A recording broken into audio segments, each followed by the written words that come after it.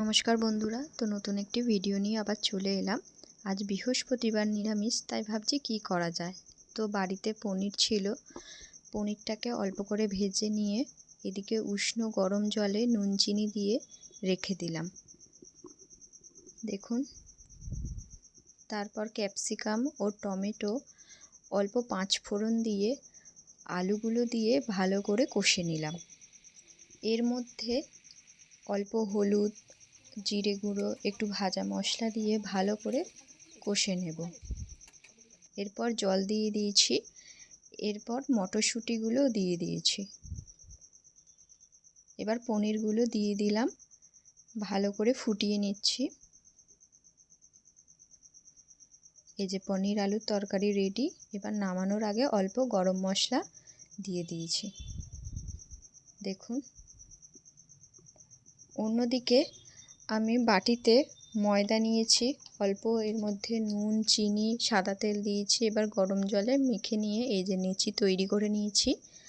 এরপর মটর ডালটা আগে থেকে আমি মিক্সিতে ভেঙে নিয়েছি। এরপর কড়াতে ভালো করে নেড়ে চেড়ে নিয়ে ফোড়ন দিয়ে এই যে এরকম মিহি করে নিয়েছি। এই যে হাতের সাহায্যে এরকম পিঠের মতো করে এর মধ্যে ডালটা দিয়ে দিলাম। ডালের পুর দিয়ে এরকমভাবে নিচিটা করে রেখে দিলাম। এই যে দেখতেই পাচ্ছেন, অলরেডি আমার 4টে হয়ে গেছে।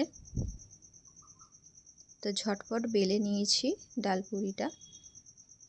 অন্যদিকে তেলটা গরম করতে দিয়েছি, এই যে ভেজেও নিচ্ছি।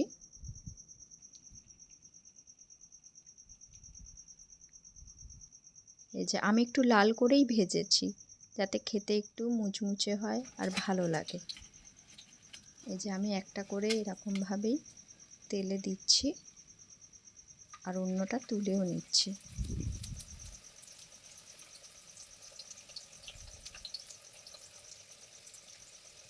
ভালো করে তেল ঝারিয়ে তবেই তুলছি।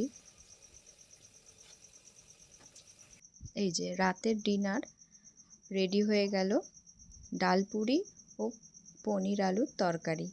তো ভিডিওটা কেমন লাগলো অবশ্যই জানাবেন, আর চ্যানেলটিকে অবশ্যই সাবস্ক্রাইব করে পাশে থাকবেন। ওকে, টাটা।